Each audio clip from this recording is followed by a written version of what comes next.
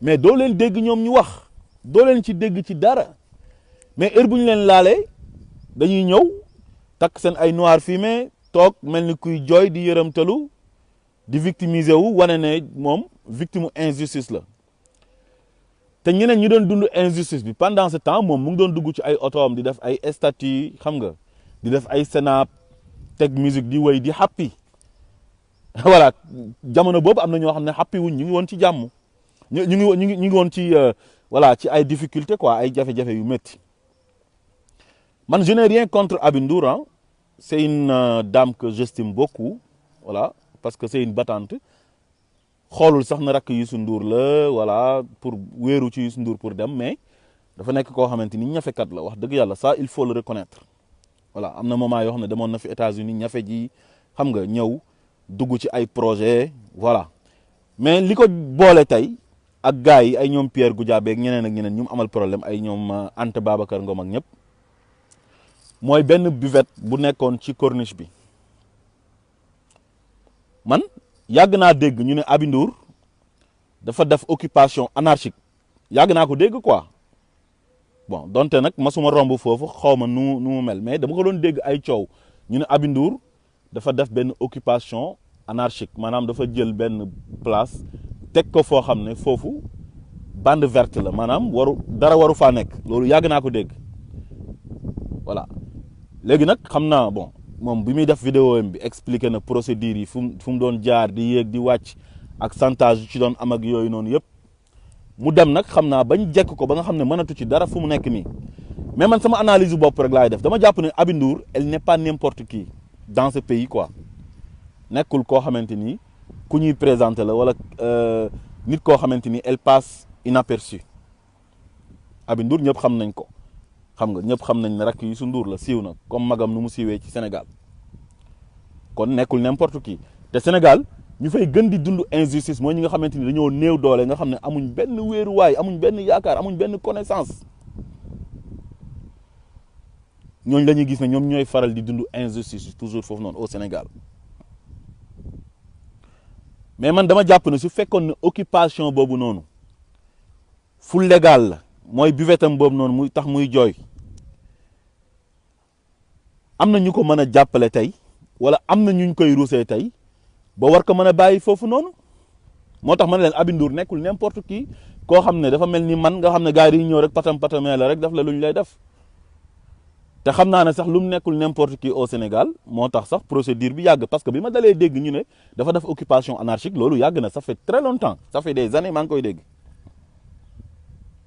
moo tax ma ne bu demee ba perte ko ba ñàkk buvette boobu noonu mooy ne xëñ na dafa teguwul ci yoon loolu moo tax dégg naa nag muy pointé doigt Anta Ngom di saboté sax seen KFC bi ak jëkkëram beeg yooyu Issa Diack laalaa la ci tamit Babacar Ngom il a commis une erreur dem na ci benn dëkk jaay leen doole di nangu seen suuf sénégalais yu bëri di dal ci kawam di jàppale néew di doole yooyu di baykat yi waaye nag ça ne veut pas dire que ne tamit lu ñëw tamit dañuy ñëw rek sànni ko ci kawam duñ ko jël def ko poubelle voilà lu mbalit buñ jot dem sotti ko ci kawam tamit su fekkee affaire yi ndeng leer bi la loolu c'est pas du tout normal parce que dafa ñëw fekk ay baykat ñu moom seen suuf négocier wul ak ñoom mu ñëw utiliser force jaar ci kaw dem lijjanti ay kayitam ñëw bëgg leen a jaay doole pour nangu ko par force loolu injustice mënu kaa gën a rëy jaay doole mënu kaa gën a rëy loolu suñ ko gisee dinañ ci wax waaye ñun bi ñuy kaasal waa Ndingler yi moom fan la nekkoon il fallait moom mu perdre buvetam boobu noonu pour mën a ñëw di dal ci Babacar Ngom mais soyons sérieux quoi Sénégal suñ Sénégal la ñun ñëpp ñoo ko bokk tey jii képp koo xamante ni porteur de voix nga ci Sénégal nga xam ne boo waxee day def effet nga xam ne sa kàddu ak sama kàddu du nekk benn lépp lu xew ci Sénégal mu nekk loo xamante ni injustice la mu nekk loo xamante ni nekkul lu jaadu soit ñiy jaay nit doole wala état bi di utiliser pouvoir am pour jaay nit doole képp koo xamante ni borom kàddu nga sa diggante ak yàlla dafa war a tax nga génn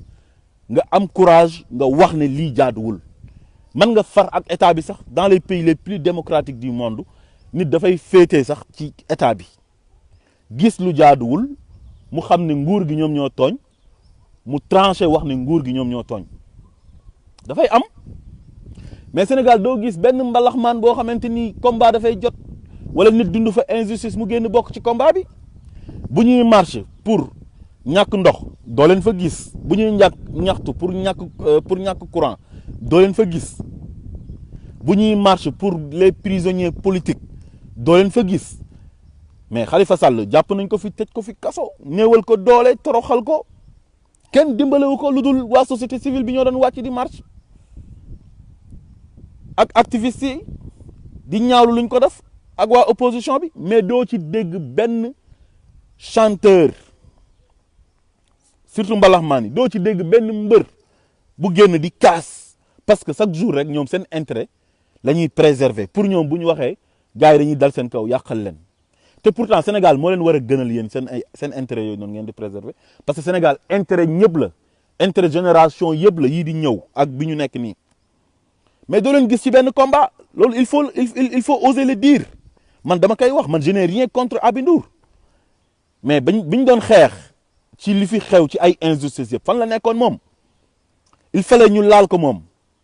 ñu laal ko intérêt menacé wu pour mu mën a génn xam nga victimiser wu devant les Sénégalais pour Sénégalais jàppale ko à un moment donné nag dañoo jàppee Sénégalais yi comme ay mbaam wala ay xaj quoi na ngeen baal ma ci kàddu gi am na ñoo xam ne tey comme Guy Marius Sagna tey il a été combien de fois victime de l'injustice Guy Marius Sagna Abdou Karim Gueye même chose ak ñeneen ay Khalifa Sall est-ce que mas nga leen la dégg ñoom ñu génn ñoom ci entité yi ma tudd yooyu yëpp ak yeneen secteurs yi ma tudd ñu ci ëpp génn naan dañuy défendre ñooñu nga xamante ni ay victimes injustice lañ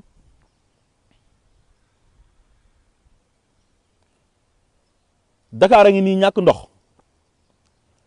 seen moromu jigéen yi nga xamante ni seen loxo jotul seen ginnaaw nekkuñ ci conditions yi bien ñu ngi gàddu ay guttu 20 litres di gàddu ay panne fu nekk ñu fay dem ci Dakar di wër pour ut ndox bu ñu naan ak ndox bu ñu sangoo mas nga dégg benn porteur de voix ci ñu mën a doon wax mooy ñi nga xamante ni ñoom ñooy woykat yi maanaam mbalaxmaan yi wala nga dégg ko ci footballeur yi wala nga dégg ko ci mbër yi wala nga dégg ko ci yenn sëriñ yi du ma wax nag ñëpp du ma jël ñëpp dugal leen ci benn saako pour man bu ñu nekkee ci dëkk nit ñi sonn il faut toujours oser dire la vérité fu dëgg féetee génnal nga am courage nga wax ko sa ay intérêt personnel intérêt crypto personnel warul tax nit ki su dara xewee état bi di toroxal nit ñi di def lu jaaduwul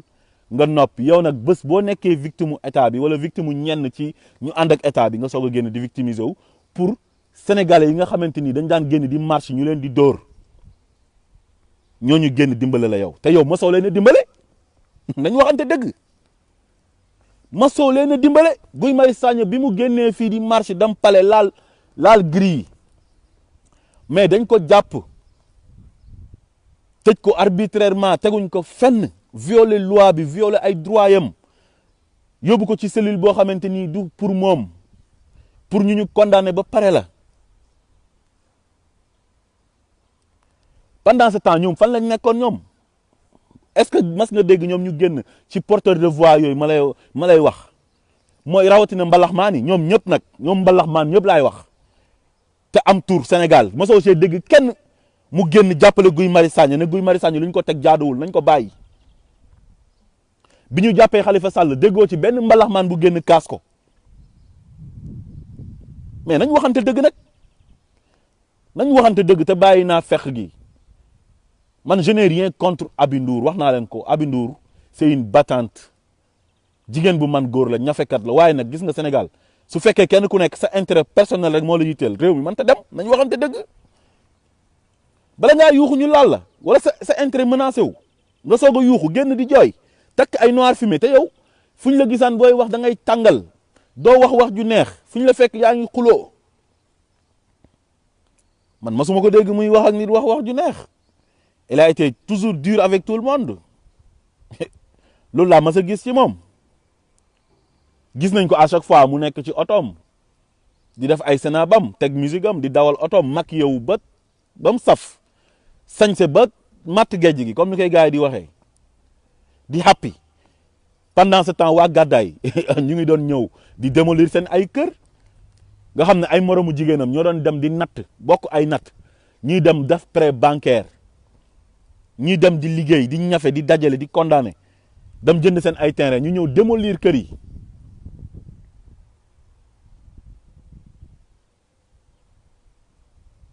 ñàkk ndox gaa ngi nii métti ba bëgg a dee te ñoom duñ ci wax ñàkk courant bi ak yeneen jafe-jafe yi nga xam ne mu ngi am Sénégal jigéen ñi nga xamante ni ñu ngi ci àll bi sonn ba bëgg a dee seen dëkk yi amul ay poste de santé defaluñ leen dara amuñ courant amuñ ndox ñu ngi dëbb ban woykat ngeen gis mu engagé wu dem di défendre villageois yooyu noonu seen moromu jigéen yooyu pour état bi dimbale leen utal leen ay machine wala mu créer benn genre ONG sax boo xamante ni day dem di uti ay fonds di dem di jàppale ñooñu kenn ku si nekk sa intérêt rek nga nekk doo ko gis mukk ci woykat yi te jigéen ñooñu dañuy accoucher ci ay charrette parce que amuñ poste de santé te pourtant ay sénégalais lañ ci Sénégal lañ bokk Sénégal du Dakar rek du Thiès rek du Kaolack rek du Saint-Louis rek du Ziguinchor rek mais monde rural bi ay sénégalais lañ di voter te ñoo gën a sonn kenn dimbalewu leen mas ngeen gis benn woykat bu porter seen combat ci woykat yi jigéen yeeg yu góor yëpp ñoom ban njëriñ lañ amal sénégalais yi laay laajte mbalax maan yi nekk Sénégal lan lañ ñu jëriñ le roi du mbalax mu ngi dem ranger wu derrière Macky Sall ñuy toroxal sénégalais yi chaque jour suba ngoon guddeeg bëccëg moom mu waroon a ranger wu ci côté peuple bi di leen jàppale def comme Salif Keita bu Mali moom masu kaa def moom le roi du mbalax magu ndaw si fu gën a neex la dem féete fa fu gën a nooy élection yi passé fii la jël micro di menacer nit ñi naan fii ku fi yëngatu dañuy dal sa kaw di préserver ay intérêts personnels am crypto personnel des intérêts crypto personnels pendant ce temps sénégalais yi ñu ngi nekk ci calvaire boo xam ne kenn mënu la kaa wax xale yi amuñ liggéey kan moo mas a génn interpeller Macky Sall ci woykat yi ne ko utalal jeunesse bi liggéey amuñ liggéey jeunesse bi sonn nañ wax leen ma ko rek ngir yàlla ban woykatu mbalax wala ban mbër ci ñu siiw Sénégal ngeen mës a gis wala ban footballeur ancien footballeur yi sax Macky Sall lañ àndal parce que amatuñ xaalis dañoo ñëw retraité ñëw dem ranger wu derrière Macky Sall parce que nag bi foofu la dee te waa ji dafa am faiblesse su nit ku siiw Macky Sall dafa am faiblesse su nit ku siiw ku nekk boo demee da lay jox mënin bu bëri nga ànd ak moom te Macky Sall nguuram gii nii dafa éphémère ngeen foog ne ànd ak peuple bi loolu gënul yéen su ngeen soxlaa peuple bi ñoo leen di jox lépp woykat yi ma doon tudd mooy roi di mbalax ak Omar Pène ak Baaba Maal ak Ismaïla Lo ak Thione Seck ak ñoom ñëpp laa la wax ak nouvelle génération bi ñoom Wally Seck ak jigéen ñi ñoom Aby Ndour rek ay Viviane ak Kumba Gawla ak ñëpp kan ngeen ki mas a gis mu engagé wu rek taxaw di défendre peuple bi kan te peuple bi moo leen may ñoom lu ñu am peuple bi moo leen teg ñoom fu ñu àgg tey parce que ñoo doon génnee ay cassette mu métti lool seen début yu métti lañ amoon peuple bi di leen jàppale di génnee di jënd seen cassette yi di dem di feesal seen soirée yi ba ñu réussir dem à l'international suñu demee foofu tamit les sénégalais de la diaspora ñoom ñooy génn dem feesal seen concert yi Bercy ñan ñoo koy feesal est-ce que ay tubaab ñoo fay nekk Bercy waa Europe yëpp ñoo fay joxante rendez-vous dem fa sénégalais yi nekk Europe yëpp waa Espagne ak waa Italie ak waa Belgique ak ba ci Scandinavie ay Norvège ak ay Sweden dañuy dagg seen billet avion ñëw Bercy Paris pour jàppale Youssou Ndour mais ñoom lan la leen di Youssou Ndour di defal ñoom lan la leen di Youssou Ndour di defar am na yenn jafe-jafe yoo xam ne bu ñu ko amee sax bu ñu demee ci télé Youssou Ndour bi duñ ko génnee mais nañ waxante dëgg nag gars yi su ngeen bëggee heure bu ngeen dundee injustice sénégalais yi jàppale leen yéen it da ngeen di jàppale sénégalais yi dañ leen di nekkal ci naaj bi ngeen nekkal ñu ci kër gi wala ngeen nekkal ñu ci naaj bi ñu nekkal leen ci kër gi mais mënuñu fee nekk di porter ay combat pour l'intérêt du Sénégal chaque jour ngeen toog ci seen ay kër yu rafet di war seen ay oto yu neex nekk ci seen jàmm waaye heure bu ñu leen laalee rek seen intérêt menacé wu ngeen génn di victimiser wu takk ay noir fumé di wax ba mel ni kuy waaj a jooy bëgg Sénégalais yëpp génn dal ci kaw Babacar Ngom dal ci kaw Pierre Goudiaby Atepa li mu wax ci Pierre Goudiaby Atepa loolu seen diggante la ñoom ñaar mën na nekk parce que promotion canapé moom Sénégal fa la fekk baax loolu ñëpp xam nañ ko Sénégal moom wax dëgg yàlla jigéen ñi victime lañ ci loolu victime promotion canapé lañ ak chantage am na ñu koy nangu am ñoo xamante ni bon am na lu ñuy bañ dara jaralu leen ko fu nekk lay am Sénégal ci milieu musical beeg milieu médiatique beeg téléfilm yeeg mooy milieu théâtral bi ah milieu politique beeg partout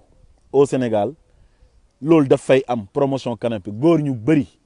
pour ñu jàppale jigéen boo xam ne dafa vulnérable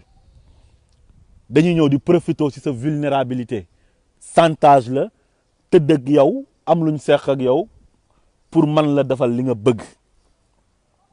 loolu bëri na fa am pagay man na nekk seen diggante ñoom ñaar waaye heureusement bi mu nekkee jigéen bu am fulla wane na ne moom ko am fulla la xañ na kële bu génnee dafay génn ne voilà loolu du dëgg daf koy sosal parce que tamit jigéen bu meree voilà mën na génn divulguer def ay divulgation wax lu ko neex parce que jigéen ak góor du benn quoi voilà bëriwul jigéen ñi nga xamante ni bu ñu meree dinañ am maîtrise quoi bu ñu meree mën nañ génn raconter du n'importe quoi voilà mais daal li xew digganteem ak Pierre Goudiaby ñoom ñaar la engagé quoi ñoom ñaar la engagé parce que ça c'est une affaire privée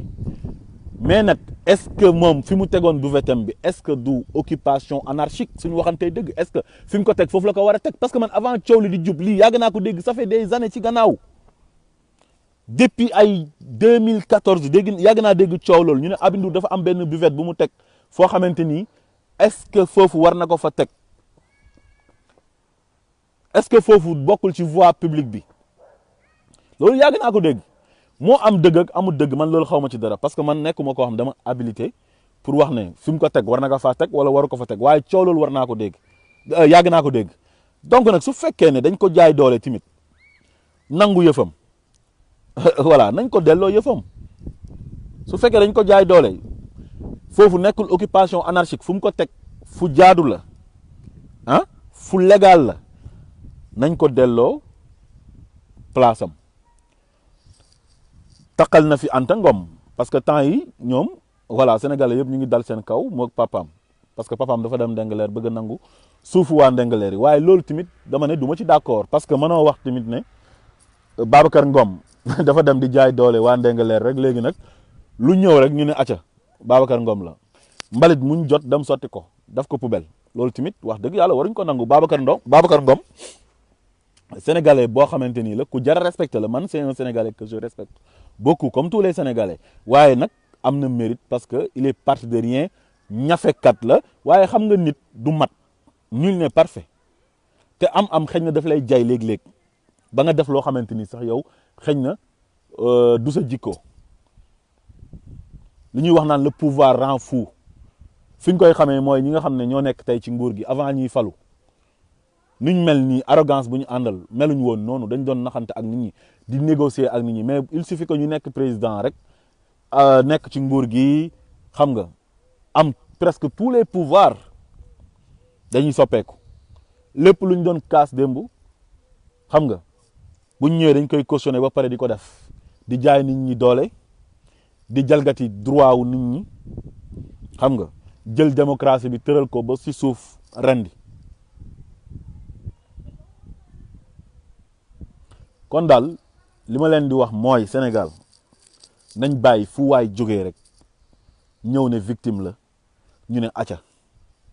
mais kooku dañuy xool ñun lan la ñu defal moom su fekkee borom baat la laa wax su fekkee ne moom porteur de voix la comme Aby Ndour mais su fekkee comme baykat yi Ndingler yi nga xam ne ñooñu dañoo néew doole kenn xamu leen ñooñu mënuñoo wax ba seen baat àgg fenn mënuñoo wax ba seen baat àgg fenn mais ñi fa am kàddu am baat moo xam communicateur traditionnel moo xam mbër moo xam mbalax maan ñu siiw ñi daal rappeurs yi rek la ñuy gis ñu engagé wu si nit ñi nga xam dañoo siiw ak homme politique yi nga xamante ni ñoom dañuy nekk ci opposition bi te loolu c'est normal waaye képp koo xamante ni am nga baat dañ laa war a dégg ngay jàppale sénégalais yi bu ko sénégalais yi soxlaa mais duñ leen dégg ci dara heure buñ menacé seen intérêt ñu génn di victimiser wu di jooy na leen sénégalais yi dimbale su ko defee sénégalais yëpp génn nag dal ci gars yi c'est pas du tout normal voilà waa ji dafa bon dafa nii dafa nangam mu ngi noonu il faut daal ñu def attention ci affaire bi